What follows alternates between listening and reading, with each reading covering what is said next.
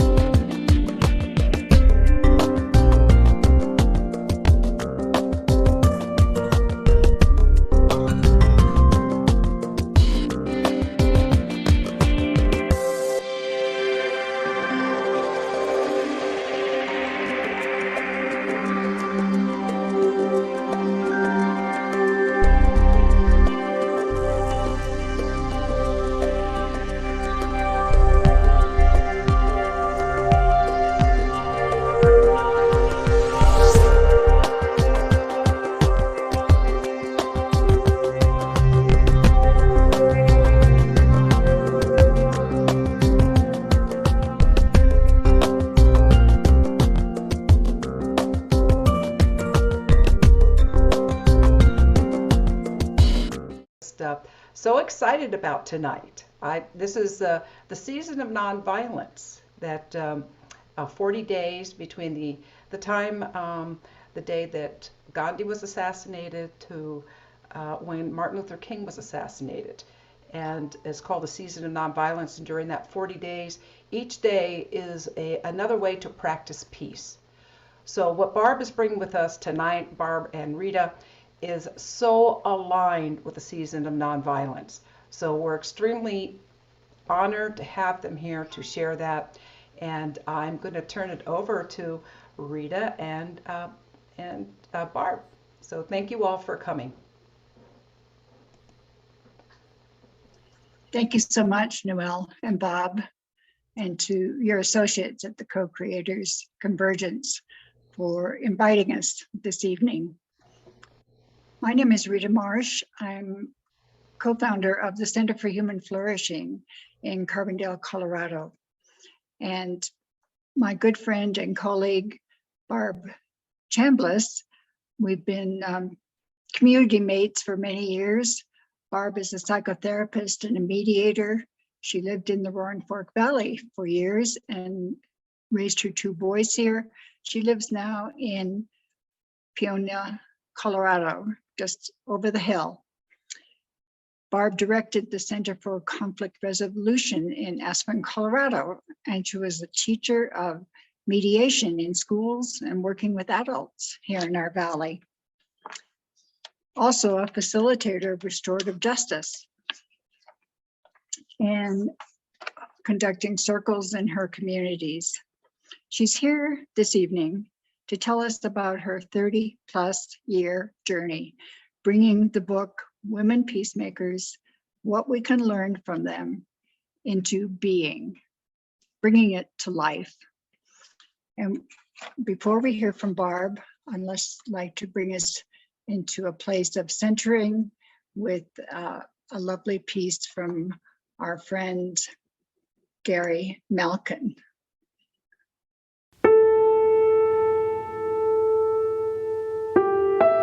You are invited to experience unity.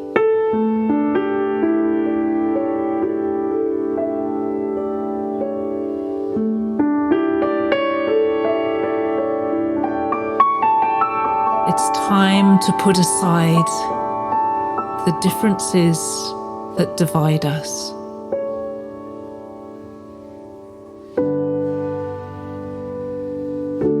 And embrace the beauty of each one of us being different, being unique, being ourselves.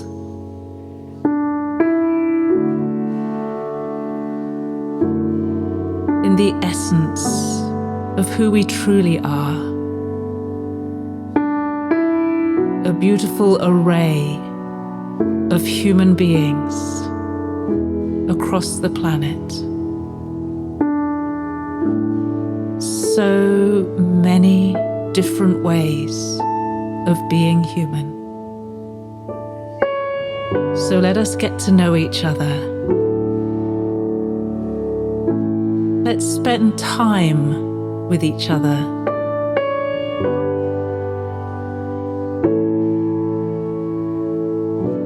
Let's learn from each other. And let's open our hearts to each other. And let's find the unity that exists right in the middle of the richness of our diversity.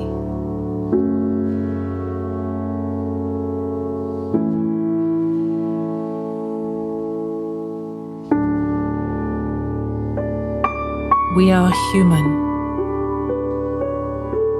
We are unique.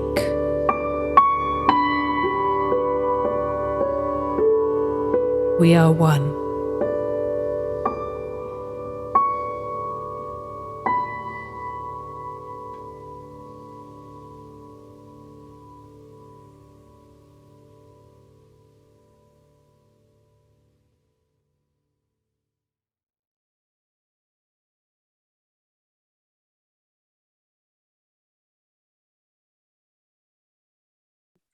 Thank you for finding that piece and playing that beautiful music for us to start off with. It is a real honor to be able to speak on this website and on to all the people that it collects. And I would like to pay some homage to Barbara Marx Hubbard. I actually got to meet her when I was 22 years old. I was sitting in a theater or a workshop in Greece. And this guy was standing up at the top of the stage and he was talking and he was talking and talking and talking. And I just leaned to the woman next to me and I said, this guy really talks a lot, doesn't he? And she said, yep, that's Bucky. He talks really a lot. And it was Bucky Fuller. And then she stuck her hand out and said, my name is Margaret Mead. How are you? And I went like, I'm Barbe Chambliss. And then the woman on my right reached out and gave me her hand. She said, my name is Barbara Marx Hubbard. And we had some time to converse. She treated me as an equal, although I'm sure she was 10 or 15 years older than I was. And I would say she was as beautiful as she was the day she passed. She had darker hair, but everything else about her was sparkling. And it was one of the best examples of systems thinking I've ever bumped into in a woman. So the question she asks is, what is my gift to the shift in humanity? My gift is that when I was a kid, I wanted to know a little bit about peace. I was just curious about it. But by the time I went to high school and college, a lot of my compatriots were drafted to go to Vietnam. And they would go to boot camp and they would come home for a couple of weeks before they got shipped off to Vietnam. And boy, could they talk about how a war was made in detail. And I kept going, well, wait a minute. How do we make peace? What's the counterpart to that? And then, of course, when they did come home years later, they were changed.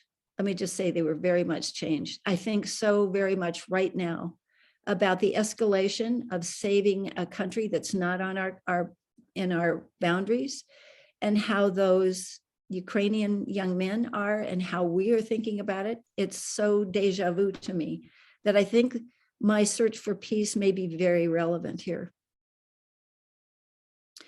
So when it was time for me to do a PhD, I chose the topic of peacemaking. And because when you're doing a PhD, you have to fill a gap in the literature. And there was quite a bit of literature about male peacemakers, Gandhi, Nelson Mandela, Desmond Tutu. And there wasn't so much about women peacemakers. And I thought, well, I'll just interview Nobel Peace Prize women. Well,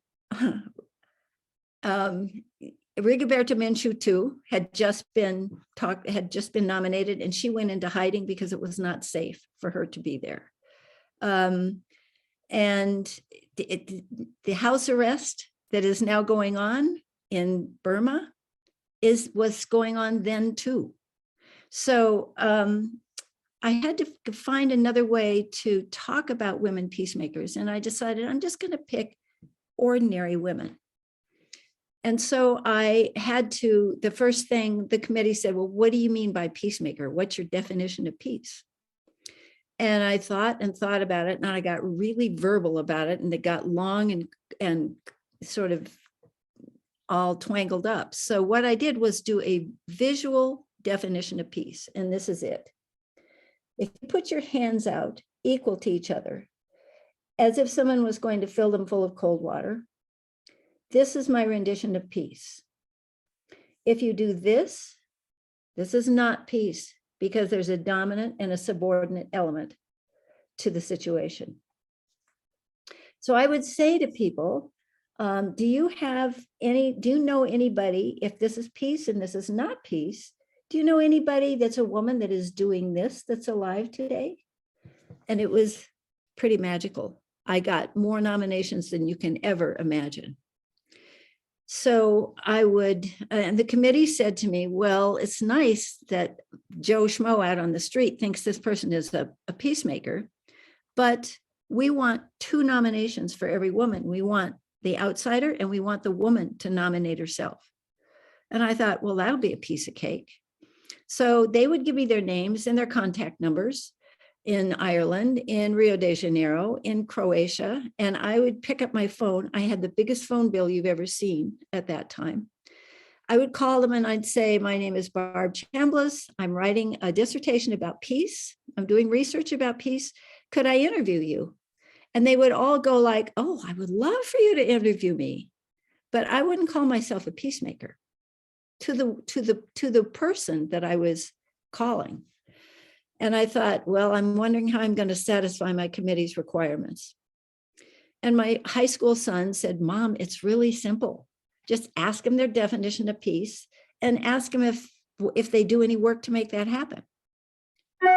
And that too was magical. So those were the first 2 of the same series of questions I've asked nearly 60 women now. What's your definition of peace? What do you do to bring that about? I asked them, how did you get started doing this? What sent you down this path instead of another path in your life? Was there a mentor? Was there a dream or something that actually opened this channel for you? Or did you just kind of walk into it, stumble into it? I asked them what role they thought forgiveness played in peacemaking. I asked them what advice they would give to somebody that wanted to become a peacemaker. I asked them to paint a picture for me with their words of what the world would be like if their definition of peace was in practice right now. That's pretty much the series of questions. I diverged a bit, but that's when I went and originally I interviewed 9 people for my dissertation, and I really got hooked on this. Sitting in front of those women was so exciting. First of all, I didn't think I could do something like this, but more than that, their stories enthralled me. I got so taken into them. And I'm sitting there in their homes or their yards, or in some cases, we had to interview when in other place than where they lived because it was too dangerous. Soweto was too dangerous. Belfast was too dangerous. And the way I financed this was my university, which was the Fielding University, now called the Fielding, it's changed its name, but it's in Santa Barbara. And it allowed me to put my tuition on a mileage plus card. And it took me a long time to finish my dissertation because I got sick over one of the years. And I accrued a lot of miles. And when I would get enough miles, I would take one of my kids with me and we would go interviewing. So my 9-year-old son went to Ireland and Israel and Croatia with me. And my 21-year-old went to Tanzania and to South Africa with me. And then I did the other interviews by myself. Now it's grown to almost 60. And sometimes the people would be coming through the United States and I would contact them before they came and we'd do an interview. So sometimes between an interview and a transcription, old-fashioned stuff, little tape recorder with these little tapes going around and a transcription machine where you could step on the pedal and it would stop and you'd type the words. Couldn't have been a slower process, but this kind of peacemaking is slow. So it matched exactly the pace. And it's really fascinated me that I could, when 2 years later, 3 years later, when I'd be typing out their transcriptions, I could suddenly smell what was cooking on their stove when I'd been interviewing them. Or I could have flashes of their children in exactly the t-shirts and shorts that they had been wearing at the time. I would check back with pictures and I go like, man, those pictures are embedded in me. What I didn't realize is that what else was embedded in me was the way the women went about this work. When you've interviewed this many women, it is such a gift. It's like the best training you could ever have about how to spread peace in the world. And it's interstitial, it comes into you. So then I came to the point where I needed to do a book. This is different than the dissertation. This was a book. And I had to pick 15 women because I couldn't pick all 50 some. It just about killed me which ones to pick because there isn't a woman in there that's better than any of the others. Their stories are fascinating. They're deep. They're imaginative. They're creative. So the book is full of the 15 women's stories. It also is instructive because it's got all of the answers to the question I asked them, what advice would you give someone that wanted to become a peacemaker? That's in this book too. And then I also noticed across the board, there were like 24 or 25 skills that these women used successively, even though none of them ever knew each other. And we'll get to those later in the presentation. But I want to tell you, there's a piece of this book that really became elegant, not having anything to do with me. But I found a group of 3 women in my town of Carbondale who worked together to help me get this book out to the world. And there was an editor, it's fantastic. There was a graphics person that did all the artwork and all the layout and got the ISBN and things like that. And then there was a one that started the marketing process for me. And I want to just tell you about these women in case anybody interested. They keep you having the ownership of the book. So you pay a fee to them. It was a very reasonable fee given what the market was showing. And at the end, you have a book and you've got a team that'll support you anytime you need to go back to them. But I want to say one thing that I really loved that the graphics lady did. So I had asked each of the women to donate, to give me a picture that I could put at the beginning of their chapter. And she said to me, you know, these pictures are all in different quality of photography. And she said, here's how much it's going to cost you to publish this book with their pictures in the chapters. And I went like, whoa, that's way more than I expected. She said, I know. but the cover is going to be colored anyway. So why don't we put their pictures on the cover, and then let's bid out to see if there's anybody that could do black and white sketches of each woman. So after, I think we had 43 people submit sketches to us. So if you look right here at Chito Govera, here's how she turns out in the book.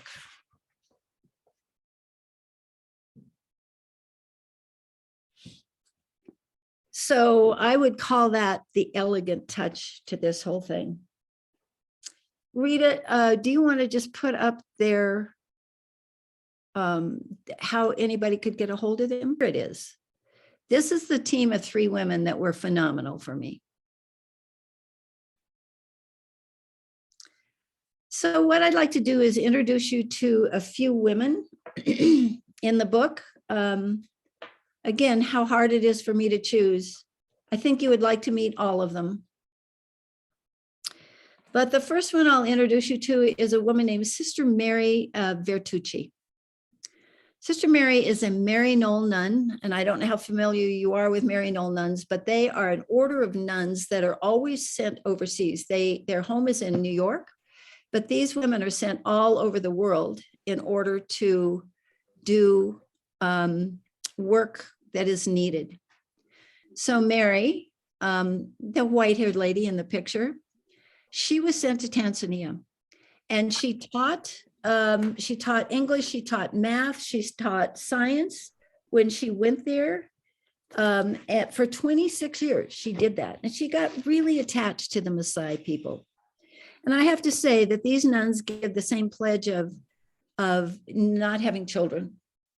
But she saw the plight of the Maasai children like nobody else had seen it. She was asked to do work on a research team that was assessing the future of the Maasai nation. And one of the things she realized is that they were not getting educated. Even though the country of Tanzania required every child to get an education, there just flat out weren't any schools for these girls to go to. Or sometimes the boys would get to go to schools, but the girls there weren't any nearby. They all spoke Ma. They needed to speak Swahili to get into the younger schools and English to get into the older schools. And it just wasn't happening. And this really worried Mary. So I'm going to read just a paragraph from her chapter. From her 26 years of teaching and befriending the Maasai, Mary knew there was much more needed than some tutoring and a few uniforms. She felt that the Maasai were on the verge of extinction. Something major had to happen in the lives of this age-old culture, and she was convinced it must start with the girls. And so on a wing and a prayer that came from the soul of a Maryknoll nun and the heart of a woman who believed in the possibility of young women, the potential of young women, Sister Mary launched Imusoi in Arusha, the closest small town to many of the Tanzanian Maasai. I was lucky enough to get to interview her the very first year. She had a little house that had 4 rooms in it. There was a kitchen, there was a schoolroom, there was a study room, and there was a bedroom. And the bedroom had 4 bunk beds in it, and she had 6 girls. So some of the girls slept head to foot with each other. Mary had a dream also that this would be a center where Maasai girls could come. It would be safe for them because remember, they were being nomads and they were coming to a city. They didn't really know how to acclimatize in the city. They could learn the languages necessary to get into the schools. They could be supported while they were in these strange situations of school. And they could also meet other women that were out in the world and start to have their own aspirations of what they wanted to do with an education. And she also had a dream that someday the Maasai women would run the organization and she could step aside. And I'm telling you, it was a wing and a prayer. Mary begged, borrowed, and prayed for every dime that she got. And I think, I'm not sure if I have it down here, but I think, number one, as of today, Mary has stepped down. It's run by 3 Maasai women. she's very much the fundraiser for them, but she really has totally trusted these women to pick up the spirit of Imusoi. That's the name of it, Imusoi. And I think there are now 300 girls that are either ready to go to secondary school, ready to go to the higher school, or are in universities. And they're turning into doctors, they're turning into teachers, and they're going back home and helping out their communities and helping out their younger siblings. So that's the story of Mary Vertucci. The next next woman I'd like to talk to you about is clan mother Rochelle Figueroa, that I interviewed while I went to Standing Rock. I have an orchard and I just had too many apples and they were needing food up there. So I just chucked all the apples into a U-Haul and drove up to Standing Rock. And boy, was that an experience for me.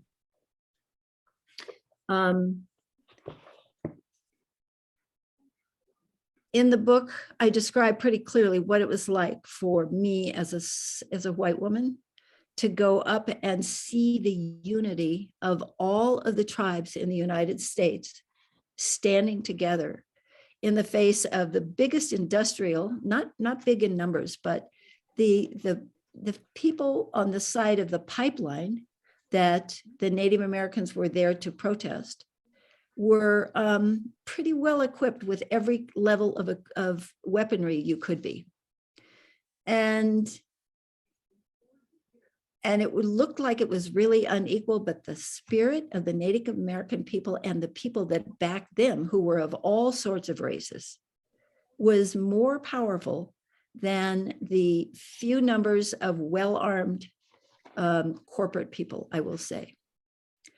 So one of the things that Rochelle has felt that was her role in the world, she's a very interesting background. She was put up for adoption. She got separated from her mother when she was a little tyke.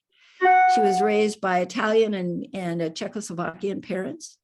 She finally found out that she did have a Native background, and it came to her that her job was to wake up the spirit of the Native American women, and then later on, all the women in the world right now, and help them rise up to positions of leadership.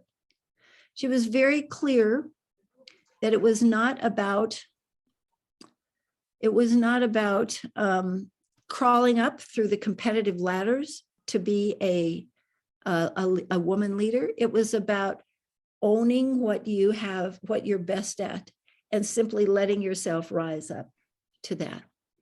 I did ask her, I was up there like just a week or so after Donald Trump was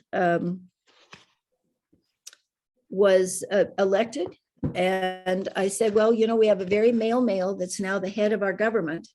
And she had a very interesting answer to it. She said, hang on, and I will get this for you.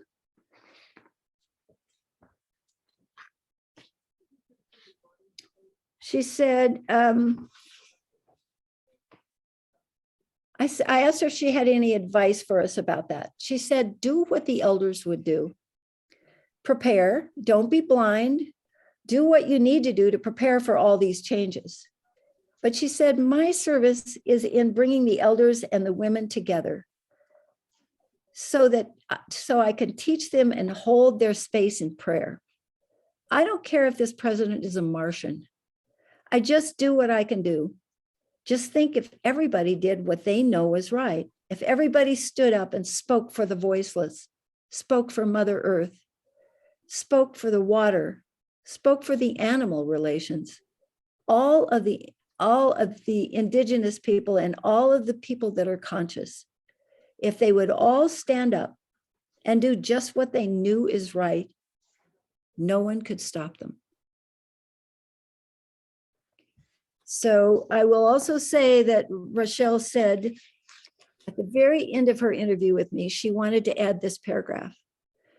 She's also a clan mother for the elders. She carries the chanupa, the sacred materials for the Mayan in Honduras. And so she knows the Mayan calendar, and she knows that it's time for a big change. And she says, these prophecies have always been talking about what will happen in the future, but they're actually talking about us. This is the future that they were referring to. And what they've prophesized, we are now living. So now whoever is on this planet at this time will determine what is to happen to our planet. So now whoever is on this planet at this time will determine what is to happen to our planet. We can't wait. It is us, and it is now. So one more person I want to introduce you to would be Ruhama Marthon. Ruhama was in Israel. To give you her background briefly, she was born prior to 1948, and I'm going to read what Israel was like in her words of her childhood. But what she did, well, let me just read that very quickly, because then I'll tell you what she did in her lifetime. She said, I was born and brought up in Jerusalem. It was, of course, before 1948. It was a village at that time, a big village, maybe a small town. Jerusalem was, not even a city, extremely nice, which disappeared totally. Oh, never mind, she said. During World War II, her grandmother had made a vow to God to visit the Wailing Wall once a week. Every Wednesday, she took Ruhama along with her to walk to the wall. Her immediate neighborhood was full of hardworking pioneers, like her parents. Most of them were European Jews who were not born to Israel. But part of this neighborhood was Jews who had been born in Jerusalem from Sephardic origins, so different from my parents and the European descent Jews.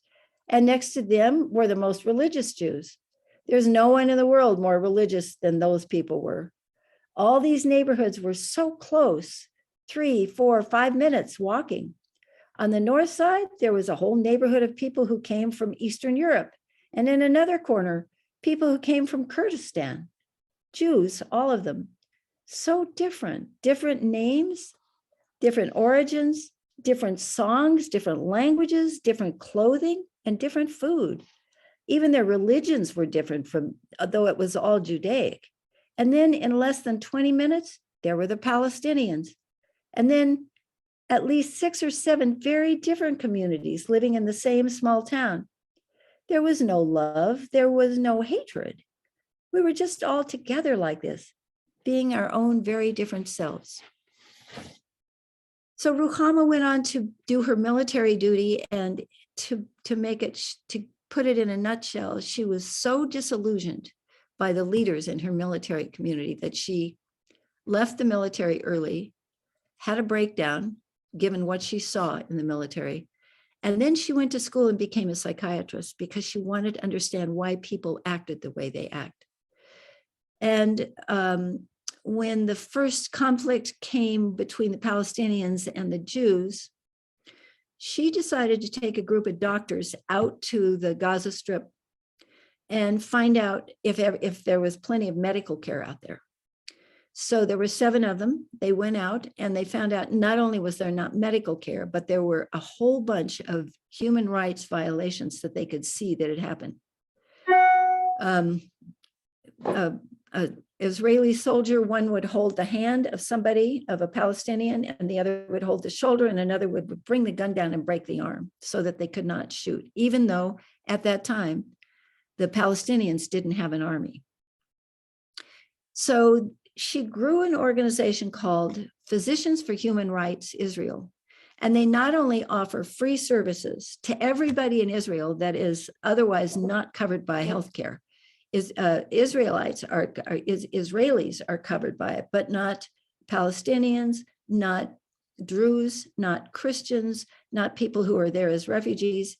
And her clinics, her free clinics, serve all of them. They put the vaccinations in all of the arms that were not the Israeli arms. And so one of the questions I asked her at the very end of our interview was, could you paint a picture for me with your words of what the world would be like if your idea of peace was in practice now? And she said, I already told you. It was like it was walking to the Wailing Wall with my grandmother. So, Rita, I think we may need to skip Connie just for time. It's up to you if you think I should try and talk about her too. How about if we go right? I think briefly. Okay. It's because she has so much to offer. Yes. She does have a lot to offer. Okay, so this is a woman by the name of Connie Ning. And I interviewed her. Well, I ended up going on a program that her organization had offered to meet Mayan women.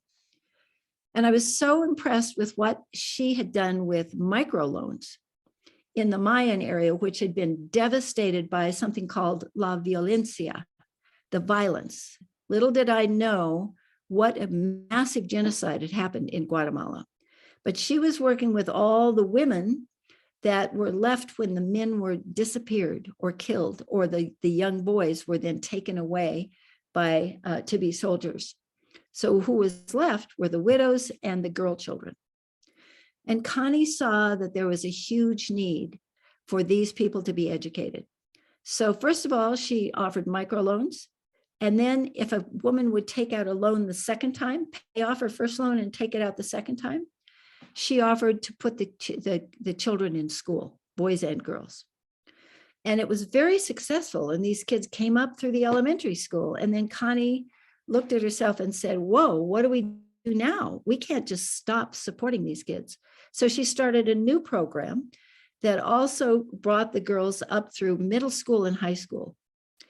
And these girls, again, went back to their villages. They became nurses, they became doctors, they became teachers, they became people that helped tourists see what their place was like. But then Connie and her husband, Ted, realized now we've got some people that want to go to college. So they are raising enough money to pay college tuitions for these girls that they first helped out when they were kindergartners. So I just wanted to read one quick thing that Connie said. So I asked her definition, what would the world look like if her definition of peace would be in progress today? And she said, okay, if peace were to successfully happen on this planet, then the first thing is that people would have to realize that we're all interconnected, that for whom the bell tolls for all. So that if we're all interconnected, if we're all brothers and sisters, then everybody has to have a place at the table. So we have to make a way bigger table. And we, the haves, wouldn't have to give up that much for a whole lot of people to have a good life, a decent life. That was the way Connie saw the difference between the haves and the have-nots.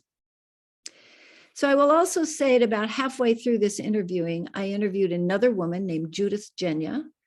I got something in the mail from a friend of mine that was a fundraising thing for Judith. And she was going to do a camp for Bosnian refugee kids. And this Bosnian war was just barely ended.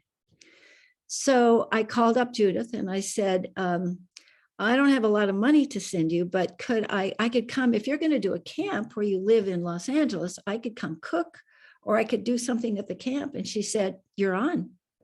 But I have to tell you, the camp isn't in Los Angeles. The camp is in Croatia. So I found myself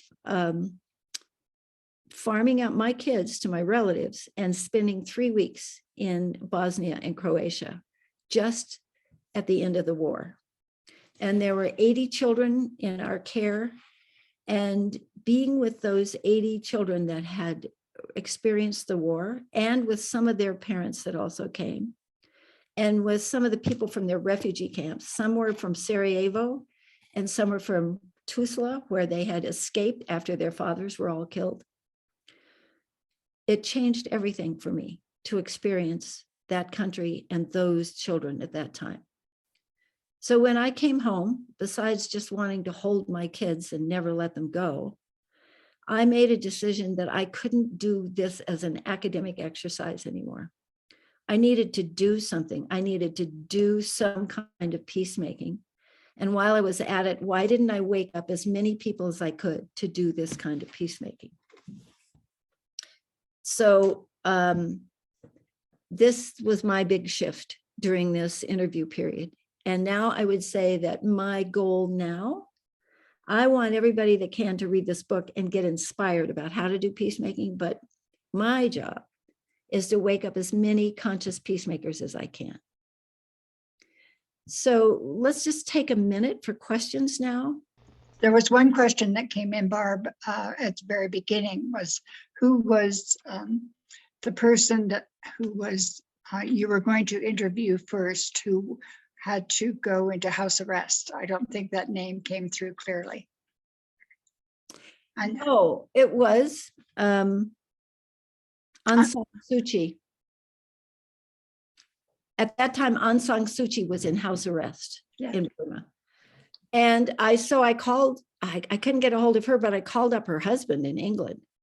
And I said, this is who I am. I'd like to interview Aung San Suu Kyi. And he said, are you sure you want to do this? Can you go over there and just wait until they let her out of house arrest?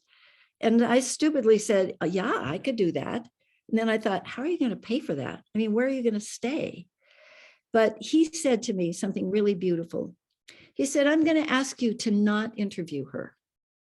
Her people need her so bad that when she comes out of house arrest, she needs to spend every minute she can helping that country win democracy. And I went, I get it totally.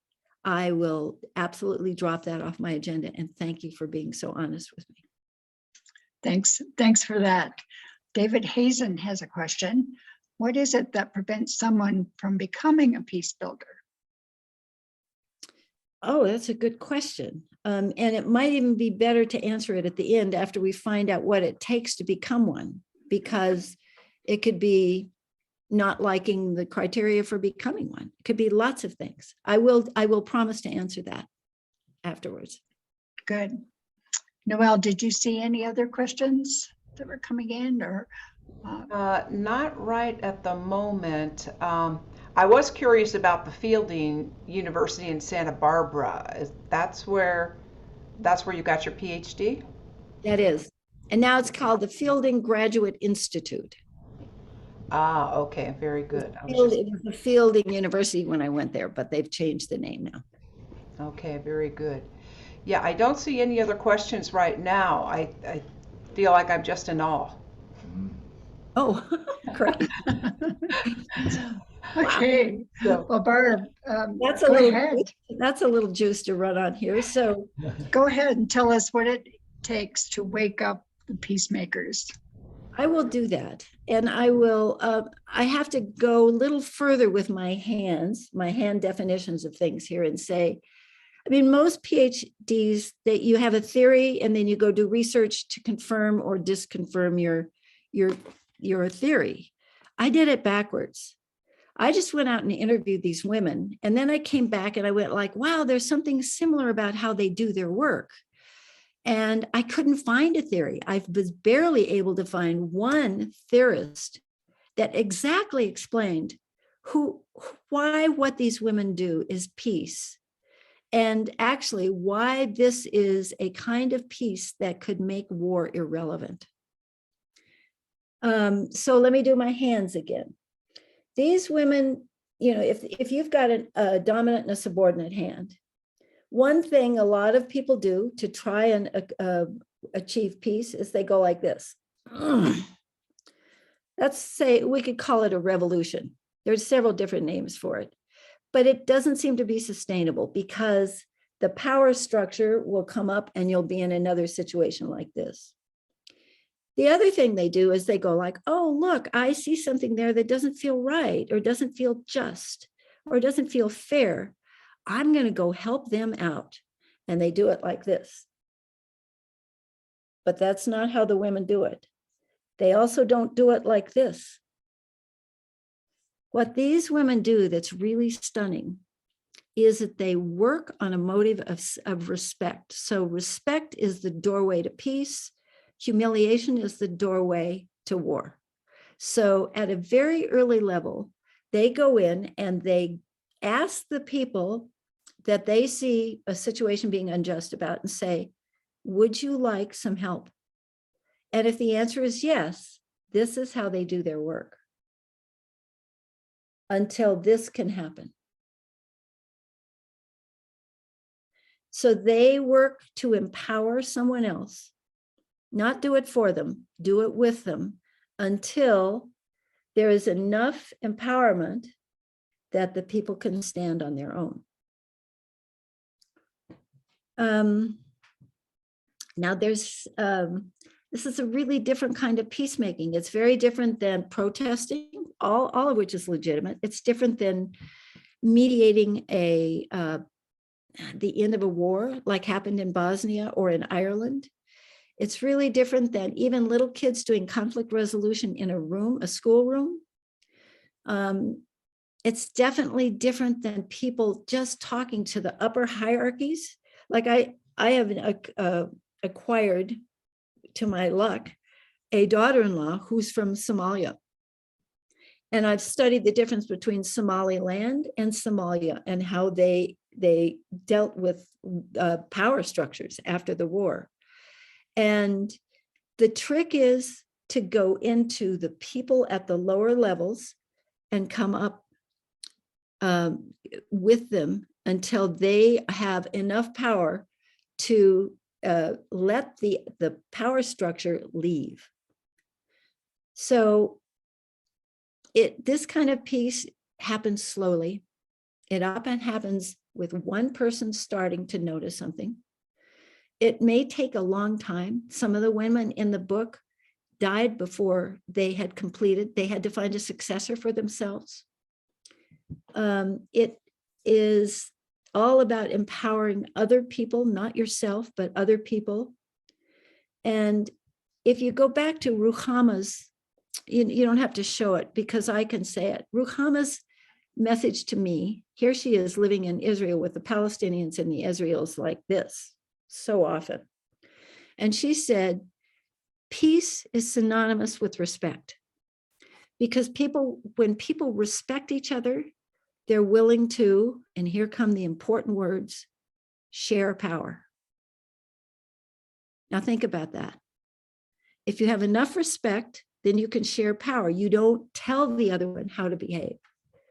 And that is what, in the long run, could lead to war becoming irrelevant. So let me explain one other definition here. I talk a lot about conscious peacemaking.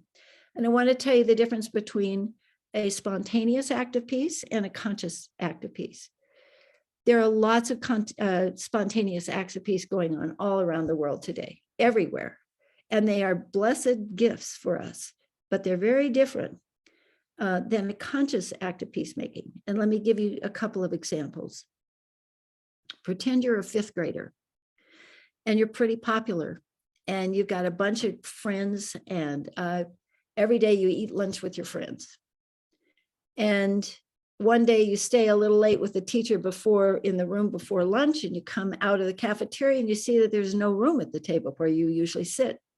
So you look somewhere else in the cafeteria and there's an empty sort of table over here, and you go over there and you sit down and there's another kid across the table from you. And let's say the Olympics are on and you start talking about the snowboarding champions and things like that. Then you get up, and as you go to take your tray to empty it, the kid says, thank you so much for sitting with me. Nobody's done that all year. And you go like, wow, that's why there was space for me to sit here. And also, I think out of the corner of my eye, I have seen this kid sitting here alone all year. That is a spontaneous act of peacemaking. The conscious act of peacemaking starts the next day when the popular kid walks out of the cafeteria. So that will tell you the difference between another example of the difference between spontaneous and conscious is many years ago, I started sending money to an organization called Women for Women. It was started by a woman named Zainab Salbi, who was the daughter of Saddam Hussein's pilot. And she called him uncle. They were great uncle and kind of little girlfriends. And then she grew up and she got really beautiful. And Saddam wanted to continue to sort of dominate her. And her mother quietly sent her away to the United States. And it's a long story short, but Zainab started this organization called Women for Women. And she collects donations from American people and takes the donation, and she will help a woman for 6 months go through a series of courses where the woman learns hygiene, she learns money management, she learns how to start a business, she learns self-esteem, and then she graduates and another woman fills the place. So I started donating my money to that in the very beginning, and they would send me a notice when a new woman was up and I would write back to her. Then I got really busy. And so for the last maybe 6 years, it's just been an automatic withdrawal from my bank account. Even though the letters about it's a new woman coming, I just didn't have time to do anything about it. Well, that's not a conscious act of peacemaking. As you'll see in a minute, conscious act of peacemaking means you wake up every day and you think about whether you want to keep doing this. And if the answer is yes, you consciously go about doing it. I was unconscious about that money coming out of my bank account. So those are two examples. And my goal is to have people choose to do an act of peacemaking and stick with it. Not to put down the spontaneous ones, but I'm doing a lot of teaching now in high schools. And we're teaching the kids how some of these skills of conscious peacemaking, and then they are picking an act of peacemaking to do. And thanks to Dot Maver, who's on this call, those kids, when they fulfill those criteria, they will get a certificate from the National Peace Academy saying that they're peacemakers. And they can send this on their college resumes or on their job resumes or wherever they want to use it. So let me see, any more things? I think what I'd like to do now, Rita, if we could. So let me explain the organization. The book, the first 15 chapters of the book are the 15 women's stories. Chapter 16 is the answer every woman gave to what advice would you give a young peacemaker. Chapter 17 is 24 things that I observed that these women do across the board. And what I'd like to do now is actually read them to you, because they are the answer to how peacemaker is made. But right before I do that, I want to ask you, I want to just give you some ideas about why. Why would you go to the trouble of creating conscious peace? And I've got a few answers for you. I bet if you check in with yourself about right now, you'd go like, I don't need somebody to tell me about that. But let me tell you at least 3 things that happened to me. First of all, your return on your investment is going to be phenomenal. When you activate a woman peacemaker, if you help empower someone else, right off the bat, they turn around and empower someone else. It might be their younger brother that they help get through school. It might be another person on their block. It might be anyone else, but these people pay back and pay forward. So it's a ripple effect that you can't believe happened just from your interaction. It also helps you to understand why you came here. Now that's subtle. It happened to me, and I think it's happened to several other people I've seen. It's like, oh, maybe this is my gift to shift humanity. And then I would say it also makes a world safer for our children and their children and their children. And then it is incredibly rewarding to be among this this kind of thinking, this kind of action, this kind of people. So those are at least 4 reasons that I feel very glad that I've studied conscious peacemaking and that I keep trying to activate it every day. So let's go to the 24 items of how you go about doing this. And you're going to go like, what? These are just ordinary things. There's no, I mean, anybody could do these things, but that's the point. This is ordinary people that end up creating extraordinary peacemaking by doing ordinary things. And it's true, when I looked across the board, most of these women, for 30 years, I've been gathering these stories. And over time, I just see the similar patterns in how they deal with their obstacles. It's not only what they do, it's what they think about. It's how they hold themselves. It's how they see the people they're working with. So I'm going to share some of these with you below. I'm simply going to read them. And I just want you to know that you don't have to be famous to be unforgettable. These things lead to unforgettable peacemaking. So just sit and receive and soak up these ideas.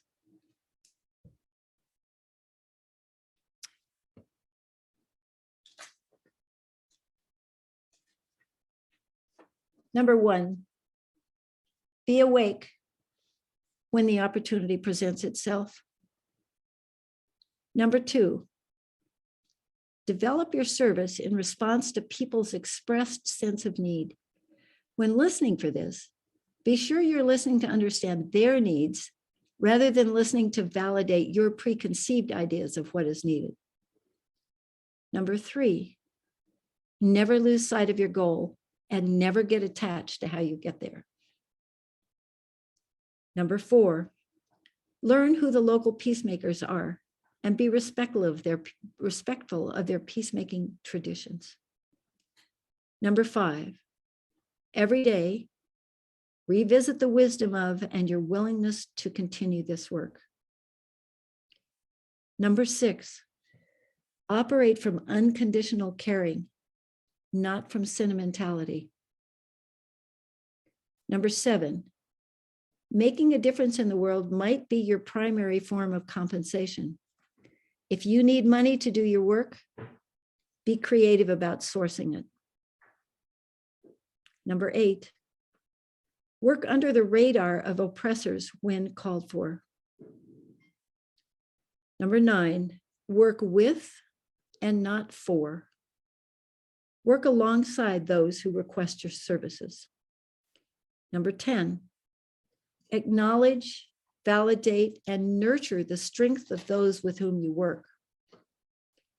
Number 11, work simultaneously at both the individual and the systems level. Number 12, pace yourself. Make a little peace, make a little dinner. Know that your work might not be completed in your lifetime. Number 13, be awake when peacemaking may be dangerous, being aware that peacemaking may be dangerous, but it doesn't have to be dangerous, but you must provide for your safety. Number 14, be willing to hang out on the margins of society without taking it personally. Number 15, practice patience and persistence. Employ them both simultaneously. Number 16, most of your learning will be on-the-job training or osmosis from other peacemakers. Observe what your mentors do and don't do and why. Number 17, first go small and deep with your work. Then think about the wisdom of going bigger. Many peacemakers stay small and deep. 18, sometimes anger works as a good motivator, but never use it as a plan of action. 19, rising up out of a depression can launch amazing acts of peacemaking. And likewise, doing an act of peacemaking doesn't always, dispel depression. Number 20, do not use any violence of any kind, including to yourself. 21, when making choices, choose what keeps you in integrity with your goals and your conscience. 22, pray. 23, the amount of outside pressure you may feel from those that disapprove of your work may be great. Meet it with a greater amount of inner resolve, integrity, and grit. Number 24, when overwhelmed by what you can't do, refocus on what you can do, and then proceed with the next right thing.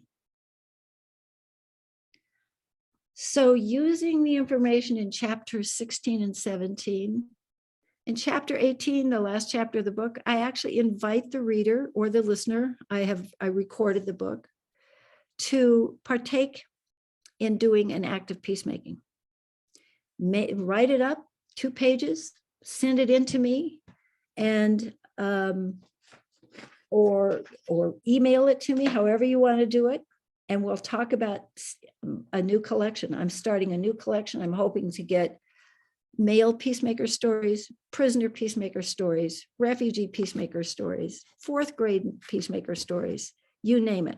Much like Jack Canfield was able to spawn off a bunch of chicken soup books, I'd like to collect more stories of peacemaking. Now, I will say that I haven't had a whole lot of success with people going out and doing an act of peacemaking, but I have had some success with, I've talked about the book to book clubs and things like that. And after I describe what it is, I've had people go like, oh, you know what? I think I did an act of peacemaking a long time ago, and I just never called it that. And I say, tell me about it. And one woman, for instance, told me about being a teacher when the schools were overflowing full. She had 38 kids in her class, and it was driving her cuckoo. So she, out of desperation, took a continuing education class on conflict resolution. And one of the things they recommended to her was to quit having kids be in rows, make a circle out of the seats. So she figured out how to do that. And it blew her away what happened, not only for her peace of mind, but the kids were now all equal with each other.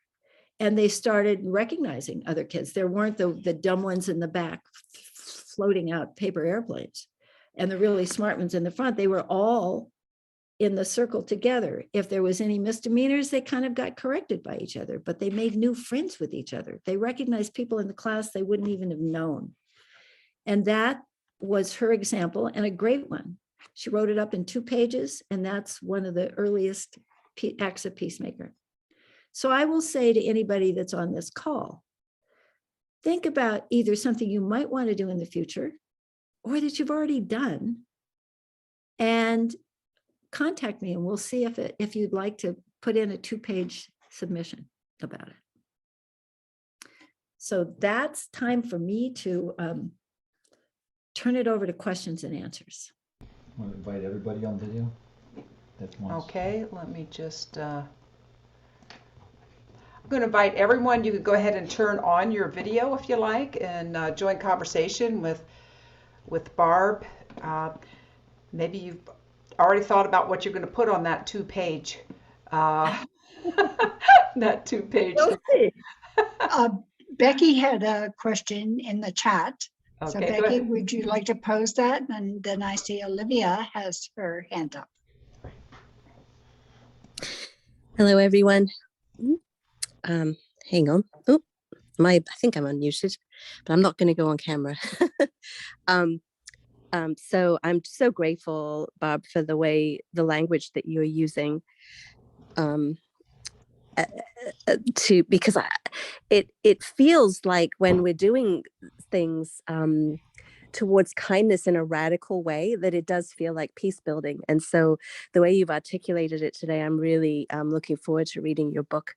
And my question is with regards to any of the storytellers in your book, if they were able to do these peace building work without being physically present in the township of the people that they were helping remotely. And I ask specifically because I've been grateful that when COVID began 2 years ago, that I came in contact with a group of people who were starving in Machakos, Kenya. And we did fundraising to feed about 60 people that were really having a very difficult time. And there was a lot of adversity in that. A lot of people didn't believe that they were real, kind of felt like that Dr. Seuss story with the speck, like they're really real. and I'm telling everybody they're really real, and they are really real. But over time, we were able to get them stronger. We sent them sewing supplies, and we were able to do things. But it seemed that the group of people and my contact saw us sort of like a wishing well, like oh, can we have money to do this now? And it's so hard to continue to raise funds. And when I'm not a nonprofit, it's not actually my primary business work. I do see my work as peace building. So I'm very curious if there were any stories of women that you talked with and people that you talked with that they've been able to successfully trust people of how they're using the funds remotely, and if you'd have any advice around that. Thank you so much. Well, Becky, I would say for sure it was an act of peacemaking that you did. And I have run into the same situation with the Maasai. I had 2 Maasai who came over to the United States to learn solar stuff, and I lived in the town with a solar school. So we got very close to these people. And when we went over to Tanzania to interview them, their mothers came to me and said, "Would you pay for my children's education?" And I was kind of blown away. I didn't have a lot of money, but I gave a donation to help with the uniform for that year. What the mother had intended was that I would pay for all of several years of education. And so it's a funny feeling to keep being asked for something when you've wanted to give it as a gift. I really get how difficult that is. And that's answering from my perspective. And I think I'm about at the point where I will say to these people, I want to tell you how it feels to me to keep being asked for money. And because I know that you care, I know that you're thankful for what came to you, but it isn't as though we in America are these money machines. Some people are, some people are not. But this is what I have to do with my money. I have to buy food. I have to do these things and these things so that I kind of get on an even ground with them to show that I too have expenses and they have expenses. But I don't know if that will help, but I really get that it's awkward to have the request coming. But I want to read something very briefly to you because I just love this. The very first chapter in the book is by Chito Govera. Chito is an orphan from Zimbabwe, and she was made the head of her household when her mother died of AIDS at age 7. And she was really strapped. She was in charge of her 3-year-old brother and her blind grandmother, and she had to drop out of school to get enough food for them. But the worst thing was she lived near her uncles, and the uncles sexually assaulted her, and they would come take her food and things like that. She got an opportunity to learn how to grow mushrooms, and it sprung her out of that setting. So she made a commitment that she was going to make a place where orphans could take care of themselves. And I want to tell you, let's see. I want to tell you how she put it. This was the mission statement for her future of hope. She said, in sub-Saharan Africa, it's estimated that over 50 million children are orphans.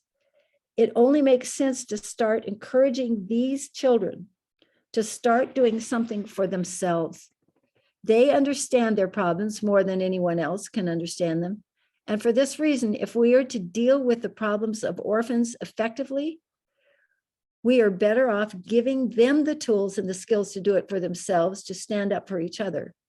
While emergency aid may be needed and welcomed, long-term solutions for the orphans by the orphans offer the best learning tools for vocational and interpersonal skills. It is time we will all start seriously acknowledging the potential of these children, to believe and to trust that the world needs them to step up. We have to give them a chance and mentor them. It's vital that they're able to believe that they can empower and inspire each other, not only be empowered, and that we support them in this. So that's just a hint about how you might possibly word something, which is to say, if I keep giving you money, then I don't know how it will empower you. I would like to ask you what you might need so that you could make enough money. I'm just guessing at this, but I really get your dilemma, and I really get Cheeto's message. I don't know if that helps. It does. Thank you so much. Beautiful. Okay. It's so courageous when we step in to say yes to something that we have no idea how we could be a blessing. And I recognized that I had to be prepared for when I couldn't support them, and to be with them, electronically, and holding the grief with them when things weren't going well for them financially. And so it's very powerful. I really appreciate the stories and look forward to reading your book. Great. Good. Thank you. Noelle, you have a question. Oh, I thought Olivia wanted to go next. Oh, I don't see her here still. Did she pop off? Okay. No, she's here. Okay, Olivia, please come in. I was writing my question. First of all, I am so grateful, Barb, for your research. I have struggled with this. I am part of a peace village, and I'm also, with the help of my teacher, who is a Cherokee wisdom keeper and Buddhist peacemaker, Dharma teacher. I am seeking to help people from very small steps to recognize, how do we feel peaceful? How do we experience peace in our bodies so that we know the difference? Because so many times we go into these areas with great intentions, but we interrupt people, or you've named it so beautifully. I'm getting your book right away, and I want to stay in touch with you if I may. Yes. But what my question is, embodying peace, do you find that is a useful way to go to help people begin with themselves and notice, well, what do I mean by peace? How do I feel peace in my body? How do I bring a peaceful presence when my intention is to be peaceful? Is my body doing that? Am I in my body doing what it is that I intend to do? And I just wondered whether that had any meaning for you, or whether that is a useful way to go. I have so much respect for what you did. I can't wait to read your book and really reflect on what you've done and think about my own life. Well, and I think there are going to be women in here, you're going to realize that they did have to come to their own peace. Yeah. And one of the women that I interviewed in Israel, who was her husband was defending, he was an Israeli, but he was defending terrorists, Palestinian terrorists, and they'd had their house burned down and all sorts of things. Yeah. So when I interviewed her, it came across in her interview that she was not at peace. She didn't feel safe. Yeah. So I think you're very right. And then let me do two other answers to this. One is, if you want to know somebody who practices being at peace in himself, and then ask the questions, am I going to do for them what I would want done for me? Mm-hmm. The most beautiful example of that is a man named John Paul Lederach.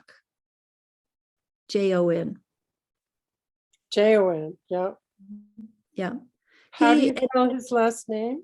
Lederach. He's a Mennonite. he teaches all this, but mostly when he's called into a community, he just listens for about the first week. Yeah. And he doesn't do anything from his ideas. He always gathers them, the ideas from them. And then if you do get the book, there is a chapter in here about a woman in Iraq. Her name is, I'll tell you right now,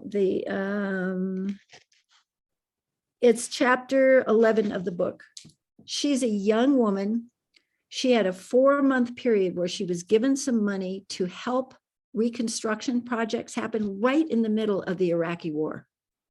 And she had to go ask the villagers what was needed, not the villagers, the elders. So she's a woman in a really up and down society, but where women are not respected. She had to hire someone to walk the streets with her. And she had to find a way to go in and find out what they needed. And the description in the book is really quite beautiful. She's quite clear that she is not a woman. She doesn't go in as a project director. She goes in as a citizen who's lost the same things that the elders have. Yeah. So it was a beautiful example in that book. Being in the circle, we're all in this together, inclusivity rather than hierarchy. Yes. Yeah. Yep. Yeah. Thank you. This is so beautiful. Thank you. Have you thought about anything that you're doing that might qualify as a peacemaking act? Well, in a very modest way, my teaching partner, Elizabeth Valentine, and I are teaching leadership embodiment and for peace building. Oh, lovely. And it's based on Aikido and mindfulness. And we've reconfigured it to really address conflict. You know, we're teaching it on February 26th, the next time, through Sunray programs, through Sunray events. And we've been really working at this. I mean, this is such a gift. What, Bob and Noelle, thank you so much for this, because we've been asking ourselves, what do we mean by peace? How does it feel? How do we know peace in our bodies? How can we teach this unless we can really give people an experience where they can do it? And so what we're doing is we're contrasting it with non-peace, which is reaction. Like what happens when you hear somebody give you a trigger and it, you get on the defensive, and then you let come out of your mouth whatever comes out. And then we teach them a process based on Aikido and mindfulness, on breath, smiling, so you have oxytocin rather than cortisol, and then expanding your personal bubble out into space on all sides to include everybody. And we do warm-ups, Aikido warm-ups, so that people build an energetic container and awareness of it. And then we invite them to have a quality. What quality would you like to emulate? And we say, for example, if you're having an argument with your partner and you're really angry, you say, what would it be like if I had a little more patience in my being right now? You know, it's as simple and as difficult as that, but because our bodies always react first, we want to try to cut it off at the pass by shifting the body brain first. So in that very humble way, we've been doing this now for several years since we were certified, and getting closer because we've been wanting to address the horrible situations in our country and in the world, and yet we feel that at this point to go to the everyday people and help them be more aware of the difference that they experience in their everyday life. You know, like, how am I not being peaceful or not emulating that, not embodying that? And I have another question for you. Just, I wondered in your travels, particularly in Israel. Let me just say for a minute before you ask your question, what you're doing is peacemaking. Oh, thank you. Wow. Yeah. Wow, that makes me cry. And I will also say that the blockage everybody I know runs into when they're thinking about what they might have done or might do in the future is that they feel it's presumptuous. I'm saying we can't call it presumptuous. We need it. It's needed. It's very much needed. So, I mean, and the women would cry when I interviewed them. Yeah. Like, I guess I am, but peacemaker hasn't been a phrase, a mantle that we've taught our children to wear, Right. put on. So it's Well- almost like, woof. Well, you know that my dear, dear departed friend, Dr. Louise Diamond, I was going to ask you if you'd ever met her. She was doing peace building in Bosnia, in Cyprus, in Israel, in Palestine, in Kenya, in Liberia. She was just doing amazing, amazing peace building. And she was trying to get a Department of Peace in Washington, D.C.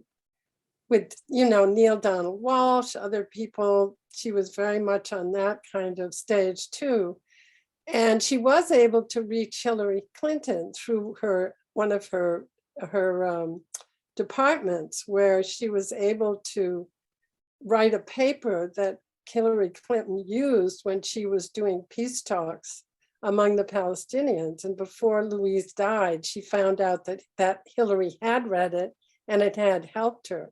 Wow. So she was an amazing peace builder. And I'm actually writing a book about stories, including hers, to help people get their stories out. But what I wanted to ask you is that it seems as though there's also a feeling of, when you say people cry, like I just cried, that's very interesting to me, because That's an embodied shift. right, Yeah. You just went through an embodied shift. right. And just because we're a little short on time, if you want to discuss more, just write I me. would love to. I'll write you. Yeah. But I also want to just let you know that we, the simplest check to see if you are actually doing it right, Right. ask yourself the question, if I were trading places with this person, would I want what I'm about to give them? Yeah. Yeah. Right. Empathy. Well, it's like putting yourself in the other person's It's the golden rule. golden rule. Yeah. Yeah. Yeah. Thank you. Thank you was for your question. so powerful. I just thank you, Noel and Bob. I'm just very moved. Thank you. Thank you, Olivia, so much. Thank you. Olivia has, I Well, was gonna say, Olivia has a very deep history of peacemaking in her family. Her father was one of the originators of peace documents for the United Nations. Wow. Yeah, and so, I just want to make a little comment here that David has put in some beautiful comments in the chat. He's going to start a drum circle locally for the homeless, and says yes. When we talk about peace builders, talk about their work, they get validated, healed, and vulnerable, and I think we just saw that. Wow. I'm writing that down as another reason to do it for sure. Yeah, there you go. I love your list, by the way. I'm just going to make this real, relatively short. A friend of ours that we met through aviation, his father was one of the 5 missionaries that got chopped up by the indigenous people in 1957. In South America. In South America.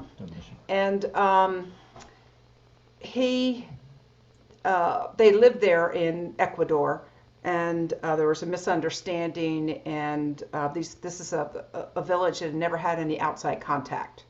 Oh, wow. And then his aunt lived with them for the rest of her life and gave them a written language, which they never had before. But he was a very interesting person. The son, Steve Saint is his name. There's a movie about him called The End of the Spear. And he said, he wrote a series about when helping hurts. And this relates a little bit to what Becky was talking about. There's faith systems that are what they call church planters. And they go into these cultures and think they're doing this wonderful thing. They come in and plant the church and, you know, feed the poor people. And then they come back about 3 years later and they find out the church is being used for a chicken coop. Because that's what they needed, was a chicken coop. Right. And so, you know, it's just like a perspective. I just wanted to, you know, get that perspective in there, is that we have to check ourselves when we do our peace, you know, we're helping others, that, you know, I think you covered this. Are you listening to what the needs are? Or are you projecting what the needs are for these poor people? And there's just one other comment real quick was we're listening to this podcast called This Land, and it's about what's going on in the reservations in this country. And there was a case where a child was adopted, an Indian child wanted to be adopted by a white family, and the tribe didn't want that to happen. And so, you know, the social worker was talking to the white people, and the white people said, well, we can give them this and we can give them that and we can give this. And then the social worker stopped them and said, just because they're poor doesn't make them bad parents. Right. And, you know, it's just kind of like when we, you know, just getting back to projecting our values and things. It's not directly related to peace building, but I just wanted to bring in those two perspectives because I have to check myself all the time. Yeah. But And I will tell you, Noelle, that Cheeto, the Zimbabwean gal, told me that it's not just church people, but it's do-gooder people who come in with some ideas, and they hold seminars and they pay people to sit in the seats to listen to the seminar. And who wouldn't go? They all need money. So they go, but then she said, but the material is not useful for them. So there's no carry through for it at all. So, and even when she's working with new orphans, she doesn't tell them what to do. She tells them her story. And they go like, oh yeah, well, you pulled yourself out of a mess pretty well. I bet I could do that too. But she said they called it seat time. And and John Paul Lederach is the king of how not to do that, I will say. Yeah.